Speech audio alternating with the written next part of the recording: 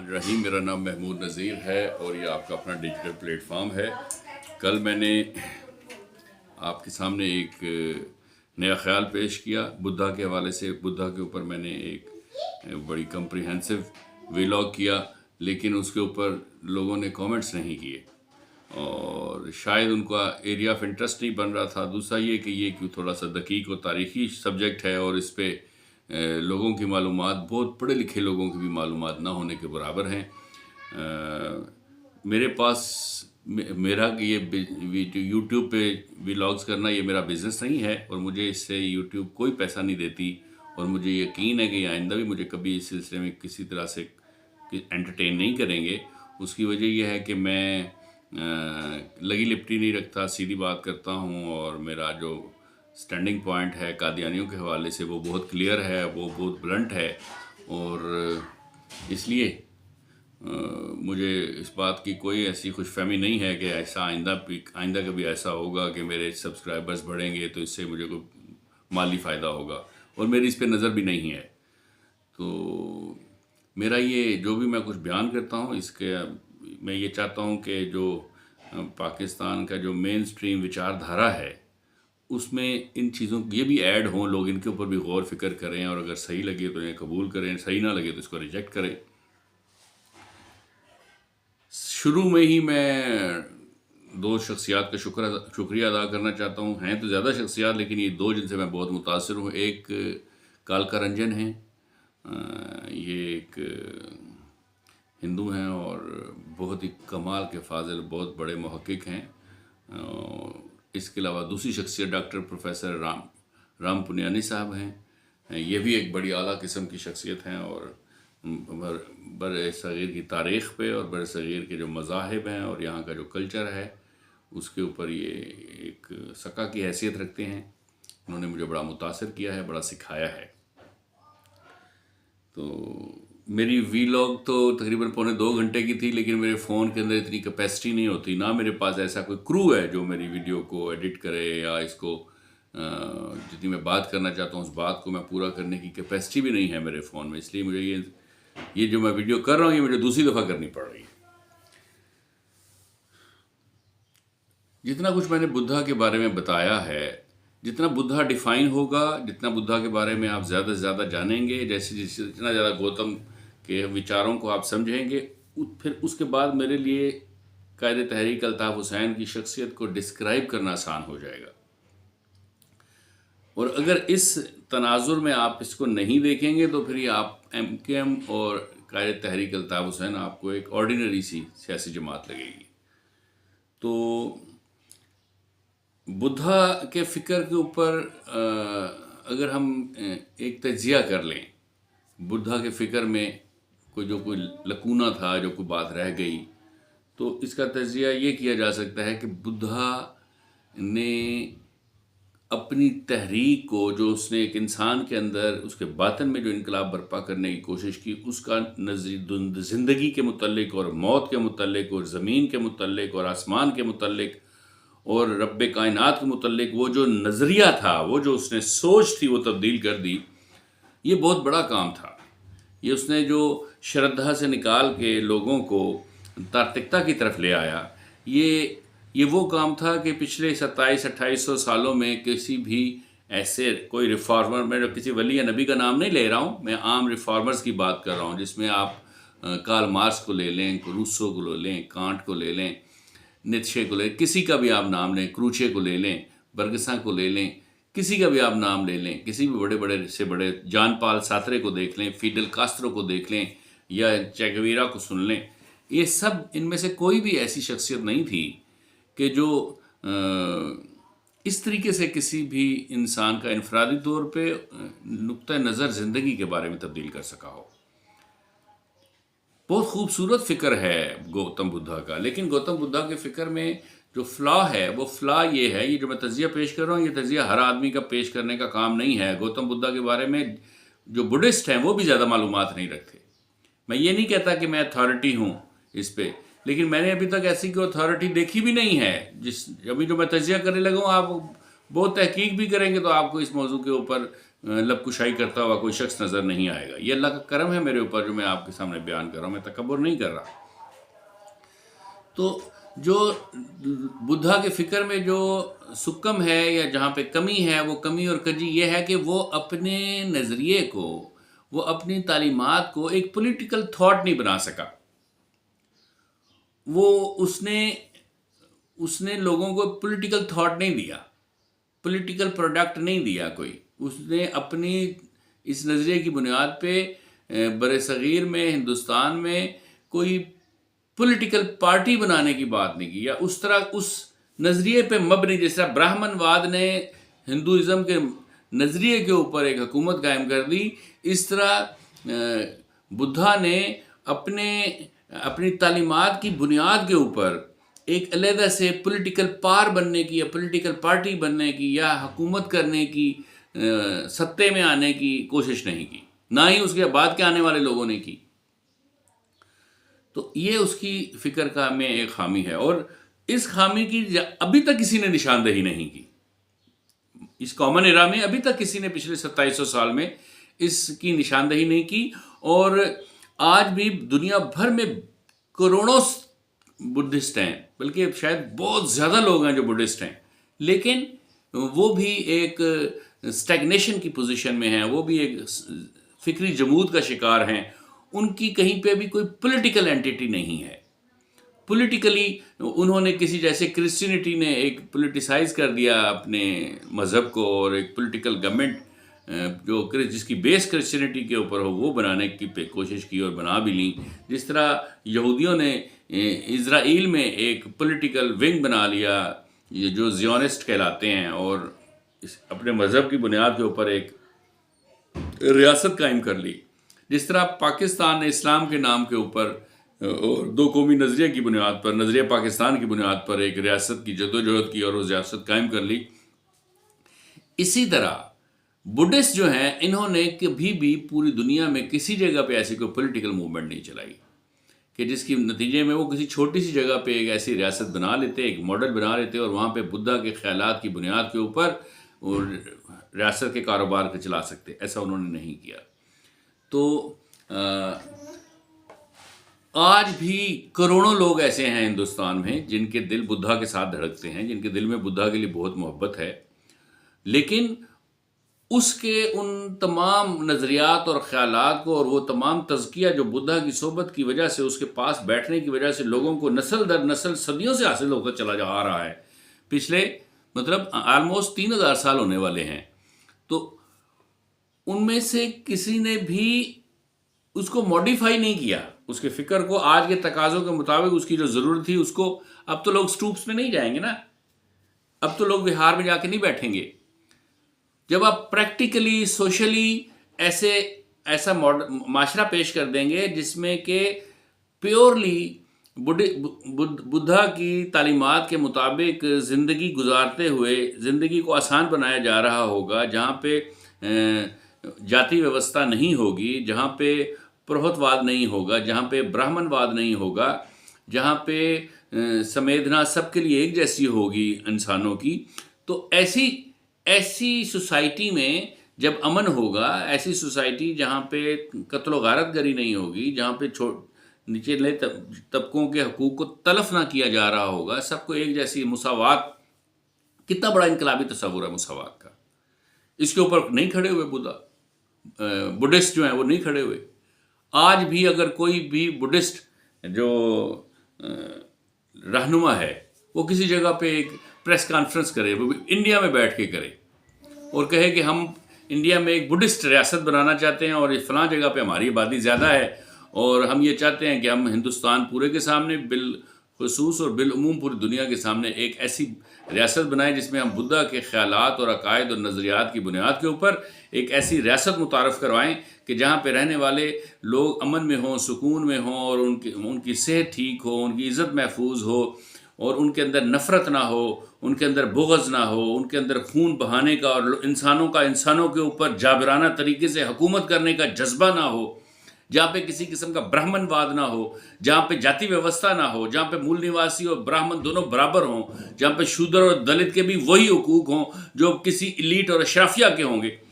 तो आपको मालूम होना चाहिए कि एक दफ़ा पूरे के पूरे हिंदुस्तान में जल्जला आ जाएगा। लेकिन अपर चैम्बर काम नहीं करता इन बुद्धिस्ट का। ये इसके ऊपर खाली बात करें। आप अपना एक तारुफ तो करवाएं लोगों को। क्या हैसियत औकात थी बीजेपी की? आरएसएस को कौन जानता था? तो वो 2 डॉक्टर थे ना, गोलकवाड और एक और मेरे जहन से नाम निकल रहा है उनका, वो मूंछों वाला, बड़ी बड़ी मूंछों वाला, जिसने ये सिर्फ जबान से बोलकर ये पूरी तहरीक खड़ी कर दी। तो आप देखें, बुनियादी तौर पे जो आपके साथ जुल्म सितम किया, आपने तो उसको तस्लीम कर लिया, सर झुका दिया उसके सामने। वो जो ब्राह्मणवाद ने आपके साथ 1200 साल में आपकी नस्ल कुशी की, आपको तबाह बर्बाद कर दिया, पूरे हिंदुस्तान के अंदर से नामो निशान मिटा दिया पूरे के पूरे बुद्धिज्म का, बुद्धों के स्टूप्स के साथ, आपके मुकद्दस स्टूप्स के साथ क्या सलूक किया, आपके विहार के साथ, आपके जो संघ थे उनके साथ क्या मामलात हुए, आपके जो मॉन्क्स हैं उनको किस तरह पामाल किया गया और किस तरीके से उनके टुकड़े किए गए। तो उसके नतीजे में आप आज 2700 साल के बाद भी आप किसी किस्म का रिएक्शन दिखाने के पोजीशन में नहीं है। आज 2700 साल के बाद भी आपके पास एक ऐसा स्पोक्स पर्सन नहीं है जो कि ये बताए कि हमारे साथ ये सब जुल्म किया था आपने। तो वो जो जुर्रत होती है ना, वो जो बहादुरी होती है, वो जो बंदे को सही लग रहा होता है, जो सच लग रहा होता है, उसको कह देने की जो ताकत होती है, वो बुद्धा जो है वो प्रोड्यूस नहीं कर सके अपने मानने वालों को। तो ये एक सेटबैक है उनका, ये एक फ्लॉ है। और ब्राह्मणवाद जो थे, उन्होंने 200, 400, 500 साल पुष्यमित्रा शुंगा के कत्लेआम के बाद, जो उसने 1200 साल का लंबी दास्तान है, जिस तरीके से वो सर काटे हैं जो मॉन्क्स थे उनके और भिक्षुओं के, और जिस तरीके से स्टूप्स को उन्होंने पामाल, तबाह बर्बाद और ज़मीन बराबर कर दिया, उन सब को, वो सब तो अपनी जगह पे, लेकिन कभी भी किसी जगह पर भी ब्राह्मणों ने इजी नहीं लिया, ब्राह्मणवाद ने बुद्धों को इजी नहीं लिया, और वो आज भी बुद्धों को इजी नहीं ले रहे। उन्होंने बुद्धा के इस दुनिया से जाने के 300-400 साल के बाद जो है ना, बुद्धा की तालीमात, जो कि ज़ाहिर है बज़ाहिर जो भी कराइन अभी तक सामने आए हैं कि वो उसने खुद नबूवत का दावा नहीं किया, उसने खुदा होने का दावा नहीं किया, उसने वली होने का दावा भी नहीं किया। वो तो एक आम आदमी कह रहा था, मैं मैंगो पीपल हूँ, आम आदमी हूँ, आम लोग हैं हम लोग। तो कहीं बुद्धिज़्म जो है, बुद्धा की तालीमात या बुद्धा को मानने वाले या बुद्धा का जो फिक्र है, ये कभी किसी वक्त में पॉलिटिकल थॉट ना बन जाए और एक पॉलिटिकल प्रोडक्ट ना बन जाए। इस वजह से ब्राह्मणों ने बुद्ध के तालीमात को एक मज़हब की शक्ल दे दी, बुद्ध को खुदा बना दिया। क्या इसकी पूजा करो, टेंशन नहीं है, इसको भी विष्णु का 9वां अवतार कह दिया और कहा कि इसकी पूजा करो, कोई टेंशन नहीं है। लेकिन इसके नाम पे, इसकी तालीमात के नाम पे, इसके फिक्र के नाम के ऊपर ना तो तुमने कोई पॉलिटिकल थॉट पेश करना है, ना कोई पॉलिटिकल प्रोडक्ट प्रोड्यूस करना है, और ना ही पॉलिटिक्स में आना है। और उसमें आज भी कामयाब हैं। आप बताएं कितना यूजलेस वेजिटेबल है दुनिया में, जहां कहीं पे भी बुद्धिस्ट हैं।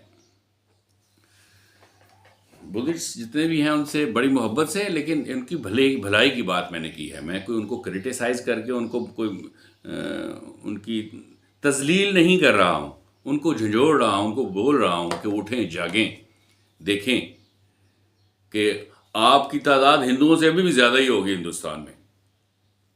हिंदुस्तान में हिंदू जो हैं वो एक अक़लियत में हैं, उस अक़लियत को साइंस पता है हुकूमत करने की, इसलिए वो ऊपर हैं। इसीलिए 68 करोड़ ओबीसीज़ की कोई हैसियत नहीं है, 20 करोड़ से ज़्यादा आदिवासियों की कोई हैसियत नहीं है, 10 लाख से ज़्यादा लिंगाइट्स की कोई हैसियत नहीं है, और इसी तरह जो आदिवासी हैं उनकी भी कोई है। 10,000 से ज़्यादा ट्राइब्स हैं हिंदुस्तान में, जिनकी जो शेड्यूल कास्ट वाले हैं, इनकी क्या, ये भी करोड़ों में हैं। मुसलमान खुद भी 25-30 करोड़ से कम नहीं है। आप बताएं कितने बचते हैं? इन सबको जमा करें एक जगह पे तो 100 करोड़ से ज़्यादा तो ये सारे ही हो जाते हैं जो गैर हिंदू हैं सारे। जब भी जैन मत, क्रिश्चियन, इसमें पारसी, ये सब भी बहुत थोड़ी तादाद में, लेकिन ये हैं तो सही ना, तो कितने रह जाते हैं हिंदू? ये मैं बात बार बार करता हूँ, लेकिन मीडिया ने हमें सिक कर दिया है।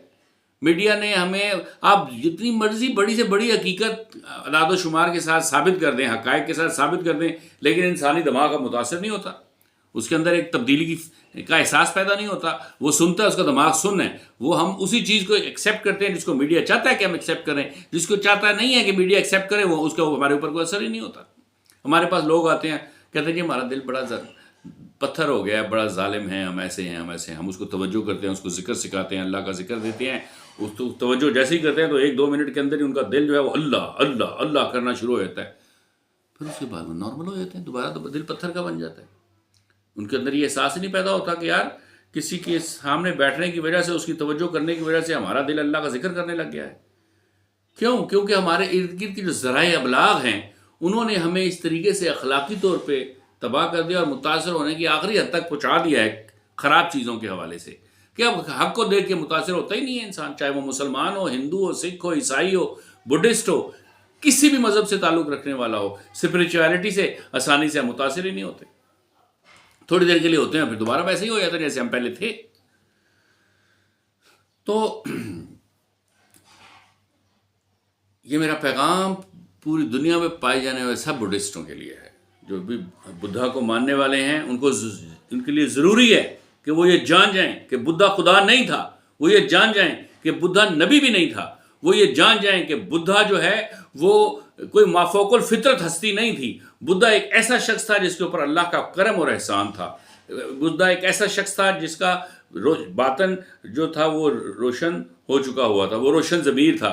बुद्धा की ज़बान में अल्लाह ने एक ऐसी तासीर रखी थी, उसकी आंखों में एक ऐसा नूर रखा था कि दुनिया के हर किस्म के इंसान और किसी भी बोली को बोलने वाले इंसानों के साथ उसकी जो संवेदना थी वो एक जैसी थी।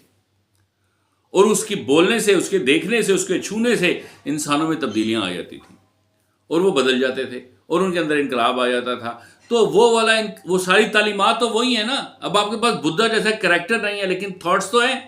उस बुनियाद के ऊपर आप काम करें ना। कौन रोकता है आपको? कौन कहता है कि आप पॉलिटिक्स का हिस्सा ना बने? कौन कहता है कि आप लोगों को ये वाला पॉलिटिकल थॉट ना दें? कौन कहता है कि आप एक ज़मीन का टुकड़ा ना मांगें जहाँ पे आप ऐसी रियासत बना सकें जहाँ पे बुद्धिस्ट जो हैं वो अपने मज़हब कह लें या बुद्धा की तालीमात को आसानी के साथ उसका प्रचार भी कर सकें, उसको प्रैक्टिस भी कर सकें? और किस चीज़ ने रोका है बुद्धिस्टों को कि वो उठें और ये बताएं कि बुद्धा किसी मज़हब का पैगंबर नहीं था, किसी मज़हब का सफ़ीर नहीं था। वो बताएं कि बुद्धा हिंदू नहीं था। अब थोड़ी देर के लिए सब इंसानों से गुजारिश है कि बुद्धा को आप आज के कॉमन एरा में देख रहे हैं। कब? जबकि हज़रत ईसा तशरीफ़ ले आए और उन्होंने पूरी दुनिया को मुतासिर कर दिया। वो दौर जिसमें हज़रत ईसा के 561 साल बाद हुज़ूर नबी करीम सल्लल्लाहु अलैहि वसल्लम तशरीफ़ ले आए और उन्होंने पूरी दुनिया के किनारों तक अपने कुरान की तालीमात को और अपने करैक्टर के ज़रिए लोगों को इस्लाम की दावत दे दी। उससे पहले के दौर में जब ये दोनों हस्तियां नहीं थीं तो कितना बड़ा काम होगा उस शख्स का जिसने उस वक्त मुसावात की दावत दी होगी, जब उसने प्रैक्टिकली उस वक्त माशरे में, गांव में, मोहल्ले में, एक घर में तमाम व्यक्तियों को कहा होगा तुम सबके हुकूक अधिकार एक जैसे हैं, वो कम ज़्यादा नहीं है, और सबको सीने से लगाया होगा, बगैर किसी वजह से सबके साथ शफकत की होगी, बगैर किसी वजह से सबके साथ सबके ज़ख्मों पे फाया रखा होगा, बगैर किसी मकसद से किसी के आंसू पहुंचे होंगे, किसी भूखे को खाना खिलाया होगा, अपने हिस्से का खाने का लुकमा किसी और के मुंह में रखा होगा। उसने खाली ऐसी तालीमात तो नहीं दी होंगी ना जिस तरह अखलाक की इस्लाह और इंसानियत की ताज़ीम से मुतल्लिक होंगी। बुद्धा ने कोई ना कोई तो माशी प्रोग्राम भी दिया होगा ना। उस माशी प्रोग्राम के ऊपर कौन तहकीक करेगा? क्या आप क्या ख्याल करते हैं कि हिंदू तहकीक करेंगे? बुद्धिस्ट ही करेंगे? खड़े हो जाएं, एक दफ़ा बताएं कि बुद्धिस्ट एक रिफॉर्मर था। बुद्धिस्ट की तालीमात ने इंसानों को कीड़ों की जगह से जानवरों की सतह से उठाकर इंसानों की सतह पर लेके आए, उस वक़्त जबकि हज़रत ईसा भी नहीं थे, उस वक़्त जब हुज़ूर सल्लल्लाहु अलैहि वसल्लम भी नहीं थे। और हुज़ूर इस्लाम ने और ईसाइयत दोनों ने जो अहम तरीन फ़ीचर था बुद्धा की तालीमात का, जिसमें कि इक्वालिटी थी, संवेदना थी, जिसमें कि तमाम इंसानों की बराबरी की बात थी, मुसावात की बात थी, बुनियादी इंसानी हुकूक की बात थी, उन सबको एंडोर्स किया इन हस्तियों ने बाद में आकर।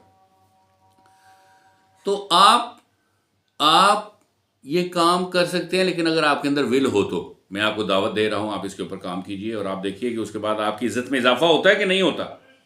क्या सिर्फ इसलिए रह गया है बुद्धिज़्म कि उसके ऊपर कियानो रिव्यूज मूवी बनाए, हॉलीवुड वाले मूवी बनाए, प्रोडक्ट के तौर पे उसको बेचें लिटिल बुद्धा की शक्ल में, या इसके ऊपर डॉक्यूमेंट्री बनाई नेशनल ज्योग्राफिक या कोई और इसके ऊपर उठकर बात करे और उसके बाद वो बहुत सारी व्यूअरशिप ले, बहुत सारे डॉलर्स कमाए और फिर सो जाए घर जाके और आप भी सो जाए। जितनी नाइंसाफी, जितना जुल्म सितम पुष्यमित्रा शुंगा ने और उसके बाद आने वाली डायनेस्टी, ब्राह्मण डायनेस्टी ने, ब्राह्मणवाद ने किया है, जिस तरह उन्होंने फरामोश किया, बुद्धों ने भी तो फरामोश कर दिया ना। बुद्धिस्ट जितने भी थे उन्होंने बुद्धा को और बुद्धा की तालीमात को, क्यों आपने तो कभी नहीं कहा कि बुद्धा जो था वो खुदा था। आपने तो कभी नहीं कहा कि बुद्धा का कोई मजहब था, उसने किसी मजहब की दावत दी। तो जब हिंदुओं ने ये कहा कि वो खुदा है बुद्धा, और जब उन्होंने कहा कि उसका अपना एक अलहदा से मजहब था, तो आपने इस बात को ठंडे पेटों क्यों कबूल किया? आपने क्यों रेजिस्ट नहीं किया कि नहीं, बुद्धा जो था वो किसी मजहब का मानने वाला नहीं था। बुद्धा जो था वो उसने किसी मजहब को, नए मजहब को इंट्रोड्यूस नहीं करवाया। बुद्धा ने इंसानों को तकरीम देना सिखाई।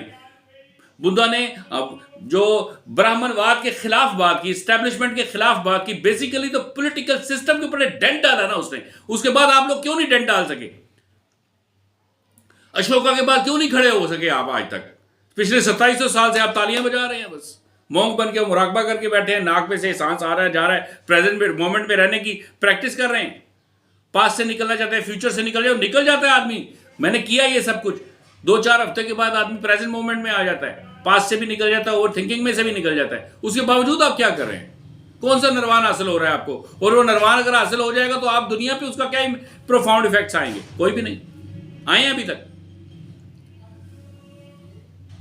इसके बाद अब आप समझें कि बुद्धा के बाद, मैं बार बार अर्ज कर रहा हूं कि मेरी ये सारी गुफ्तगू को, जो मैंने गुजारिशात पेश की हैं, इसको किसी भी जगह पे मजहब के साथ नथी ना करें। मुसलमान भी ना करें, ईसाई भी ना करें, हिंदू भी ना करें, जैन मत भी ना करें, बुद्धिस्ट भी नहीं करें।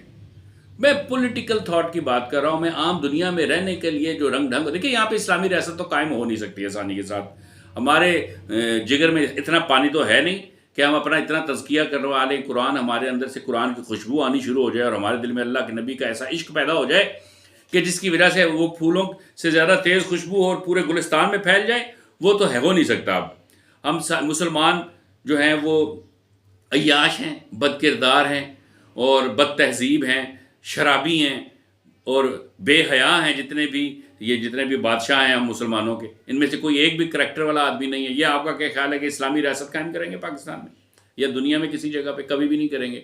इस्लामी रियासत या मजहबी रियासत दुनिया में कहीं पे भी कायम नहीं होगी आसानी से, जब तक कि अल्लाह पाक नहीं चाहेगा। उसके लिए जिस तरह के लोगों की ज़रूरत है उस तरह के लोग अभी दस्तयाब है, और प्रोडक्शन आनी बंद हो गई हुई है।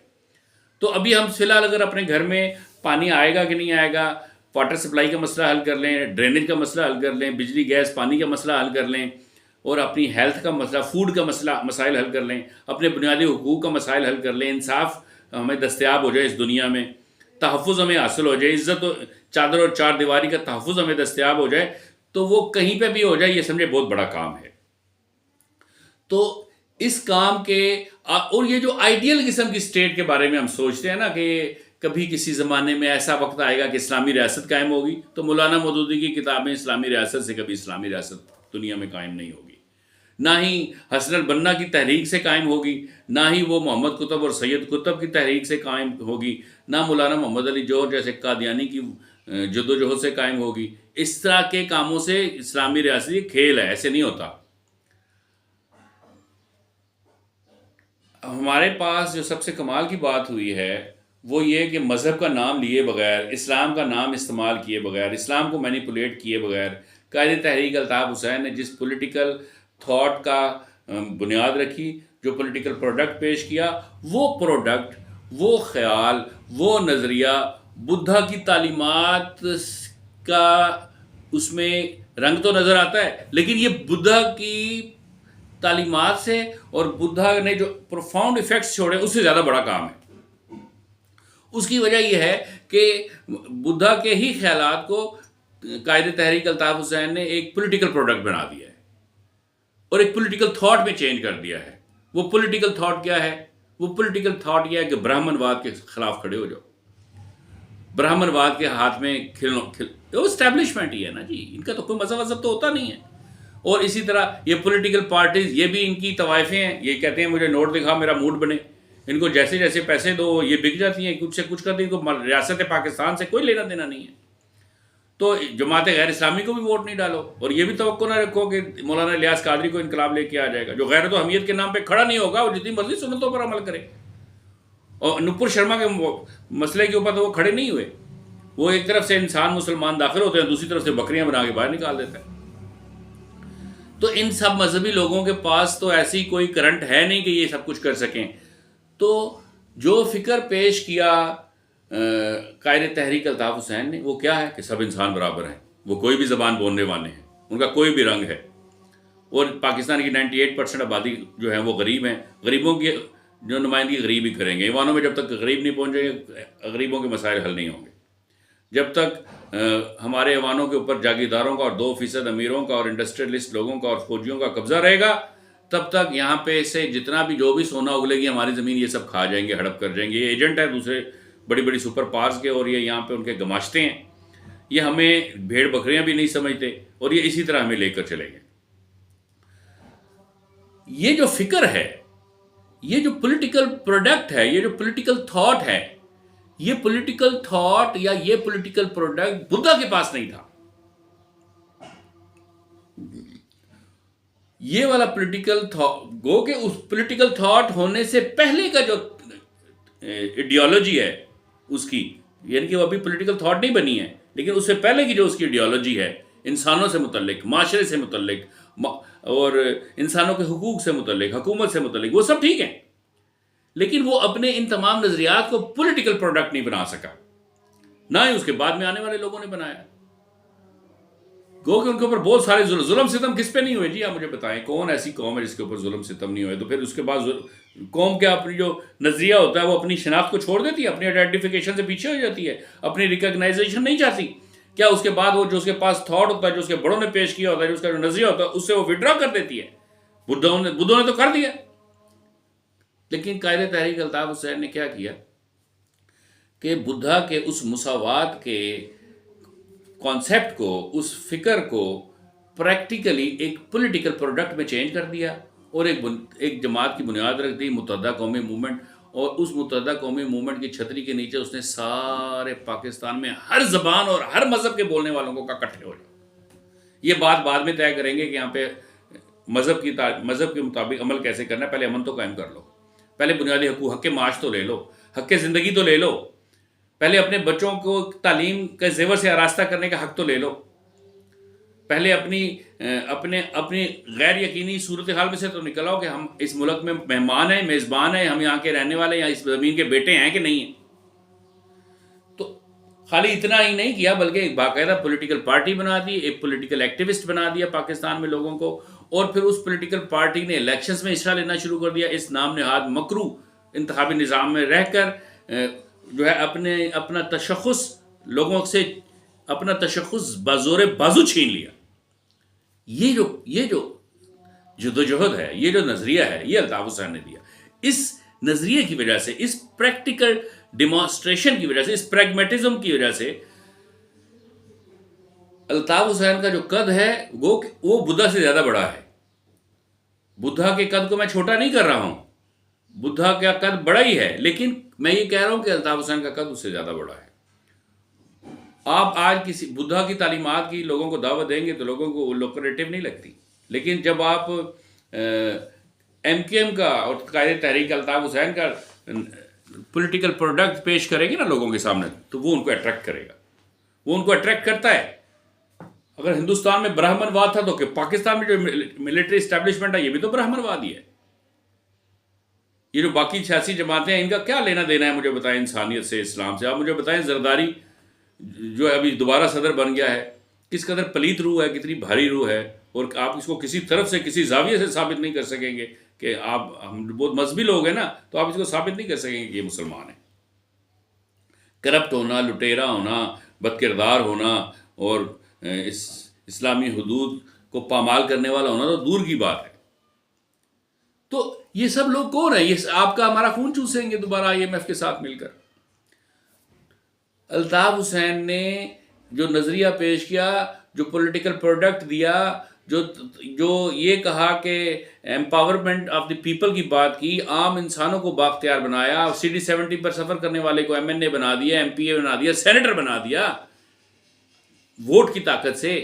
तो ये जो नज़रिया है, ये जो सोच है, इसकी ज़रूरत जितनी पाकिस्तान को है उससे ज़्यादा हिंदुस्तान के। जितना बड़ा मुल्क होता चला जाएगा तो अल्ताफ़ हुसैन की जो नज़रिया अल्ताफ़ हुसैन है, इसकी ज़रूरत उतनी ज़्यादा बढ़ती चली जाएगी। अब चाइना देखेंगे, डिजिटल जेल है बहुत बड़ी।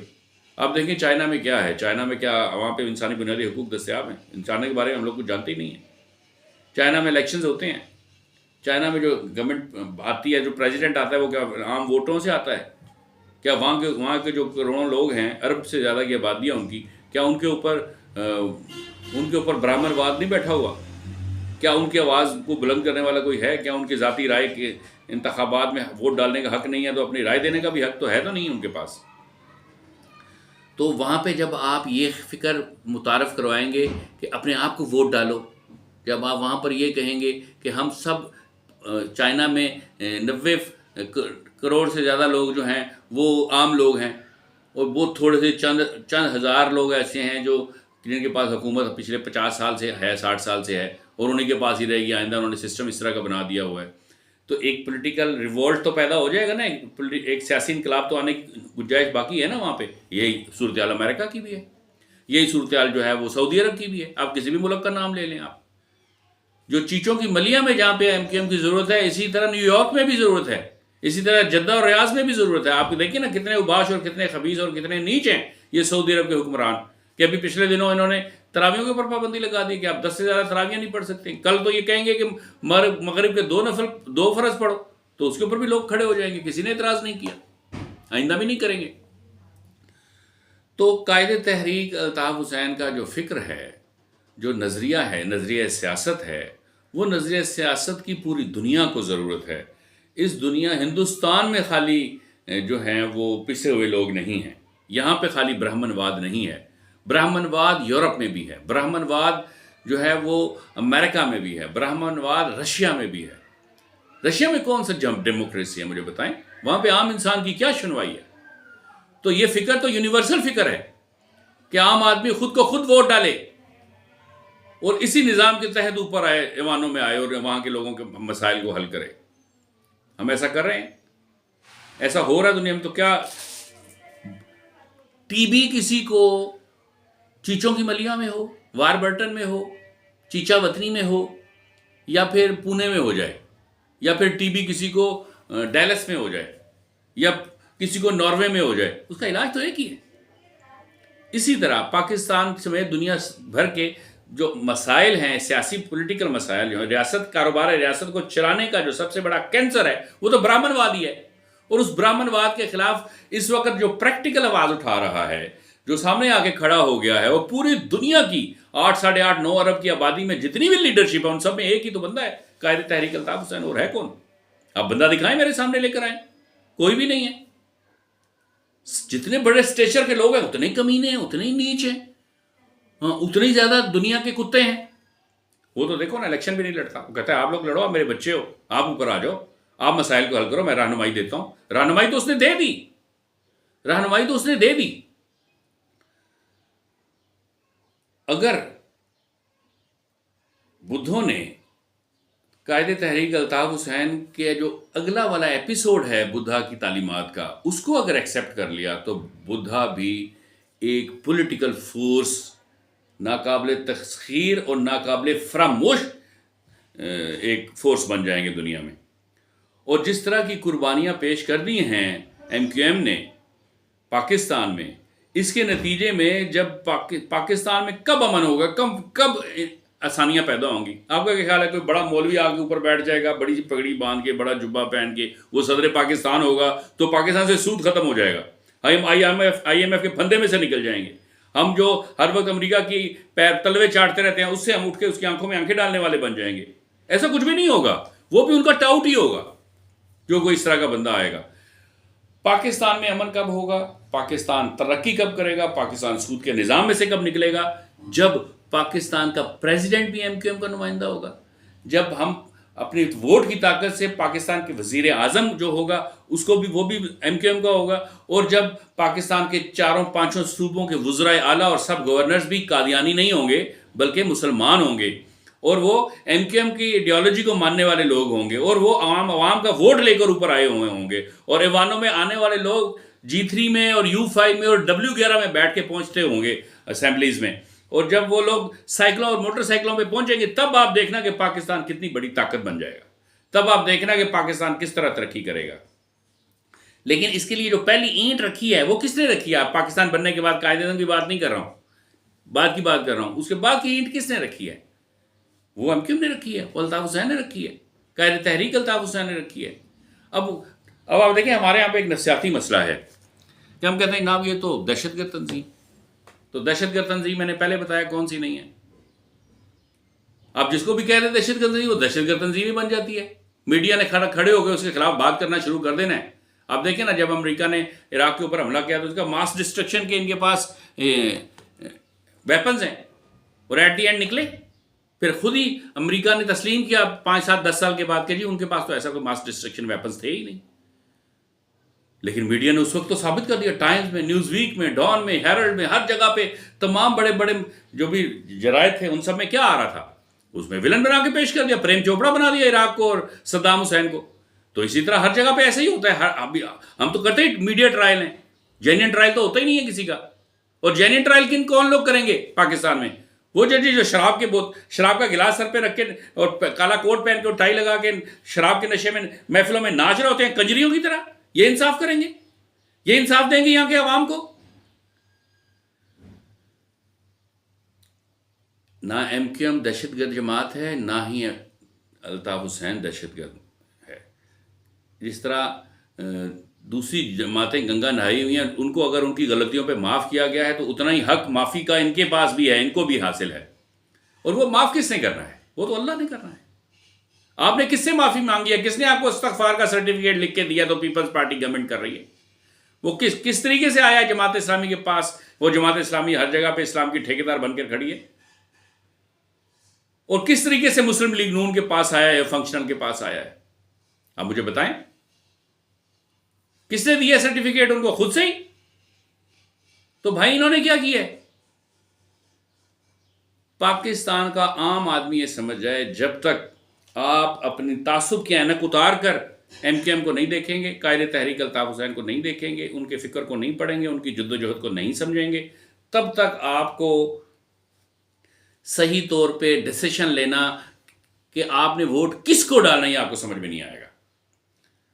आपकी और हमारी खुशकिस्मती है कि एक बुद्धा तो पाली में पैदा हुआ था, पाली ज़बान बोलता था और नेपाल में पैदा हुआ था, और एक अल्लाह पाक ने उससे ज़्यादा बेहतर सिफात का हामिल एक शख्स बुद्धा ऐसा पैदा कर दिया जिसका नाम अल्ताफ हुसैन है, जो उर्दू ज़बान बोलता था, उर्दू ज़बान बोलता है, और वो पाकिस्तान में पैदा हुआ है, वो पाकिस्तानी है, और उसने एक पॉलिटिकल जमात की बुनियाद रखी है। वो पॉलिटिकल जमात पूरी दुनिया के फ्यूचर के लिए अहमियत की हामिल है। तो हमें इस बात की कदर करनी चाहिए। हम जिस तरह पाली ज़बान में बुद्धा ने अपनी तालीमात को फैलाया, इसी तरह उर्दू ज़बान को अल्लाह पाक ने शरफ बख्शा कि जितने भी ब्राह्मणवाद के नज़रियात हैं उन सब को बराहीन कातिया से ख़त्म करने के लिए जिस ज़बान को अल्लाह सुब्हानहू व तआला ने इस्तेमाल फरमाया वो उर्दू ज़बान है। आज आप अगर गौर से देखें, गौर करें, तो बुद्धा के बारे में बुद्धा ने भी इश्क किए होंगे। बुद्धा की ज़िंदगी में भी कोई इतनी पुरकशिश शख्सियत थी तो किसी ने तो कहा होगा ना कि मुझे आपसे मोहब्बत है, मैं आपसे शादी करना चाहती हूँ, नहीं तो कम से कम मेरे साथ कुछ दिन गुजारें तो सही, कुछ रातें तो गुजारें। तो बुद्धा भी इंसान था, खुदा तो नहीं था। बुद्धा ने भी अपनी ज़िंदगी में अच्छे बुरे काम किए होंगे। जब उसके अंदर तब्दीली आई, जब उसे चितन मिनन हासिल हुआ, जब उसको नरवान हासिल हुआ, तो उससे पहले तो बुद्धा नहीं था ना। बुद्धा तो उस वक्त भी बुद्धा नहीं था जब बुद्धा मर गया। बुद्धा तो अपने मरने के 400-500 साल के बाद बुद्धा कहलवाना शुरू हुआ, और बुद्धा उसका नाम तो नहीं था, ये तो लक़ब था, उसका एक खिताब था। तो आम इंसान समझे सबको, हम सब आम इंसान हैं, हम गलतियां करते रहते हैं, हम गुनाह करते रहते हैं, इसीलिए अल्लाह पाक ने इस्तग़फ़ार उतारा है कि हम इस्तग़फ़ार भी करते रहें। जो ज़िंदगी में गुजर गया उसको भूल जाएं, नए सिरे से ज़िंदगी को आगे से शुरू करने की कोशिश करें। इस पाकिस्तान को माजी से बाहर निकालें, प्रेजेंट मोमेंट में आ जाएं, और प्रेजेंट मोमेंट में आने के बाद पाकिस्तान के फ्यूचर को बेहतर बनाने की कोशिश करें। कदर करें उस बुद्धा की जिसने आज से 2700 साल पहले मुसावात का पैगाम दिया और प्रैक्टिकली श्रद्धा से निकाल के लोगों को तार्किकता में उनसे मुतारफ करवाई, रैशनैलिटी में ले आया। और फिर शुक्र अदा करें उस अल्लाह का जिसने आज के इस दौर में, आज की इस सदी में एक और बुद्धा के जैसा एनलाइटेंड बंदा पैदा कर दिया, जिसने कि बुद्धा के मुसावात के तस्वुर को और इंसानों की मोहब्बत के तस्वुर को और इंसानों की तकरीम के तस्वुर को और एक पॉलिटिकल प्रोडक्ट बना दिया। और उस पॉलिटिकल प्रोडक्ट को मुतारफ करवाने का जो शरफ है वो पाकिस्तान में एमकेएम को हासिल हो गया।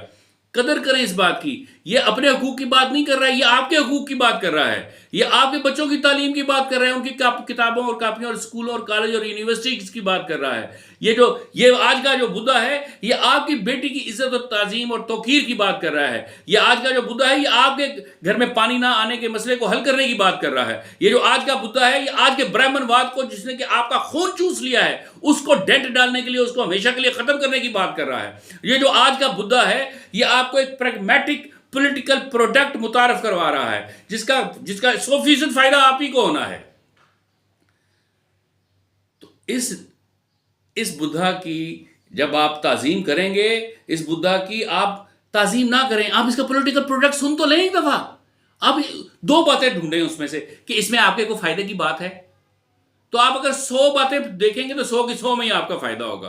और फिर ये सोचें कि आज का जो बुद्धा है अल्ताफ हुसैन, जो प्रोडक्ट ये पेश कर रहा है, जो भी ये थॉट्स बता रहा है, जो ये नजरिया सुना रहा है, जो हमारी सोच नया विचार दे रहा है, नए विचारधारे से मुतारफ करवा रहा है, इसमें इसका क्या फायदा है? तो आप ढूंढ के भी नहीं ढूंढ सकेंगे कि उसमें उसका क्या फायदा। उसका कोई फायदा नहीं है। वही संवेदना है, वो हमदर्दी है जो सब इंसानों के लिए बराबर है, सबके लिए। वो वही वाली संवेदना है जो कि बुद्धा के दिल में थी, बुद्धा के सीने में थी। वही वाली संवेदना आज के इस बुद्धा के दिल में भी है, जिसका नाम अल्ताफ हुसैन है। शुक्रिया।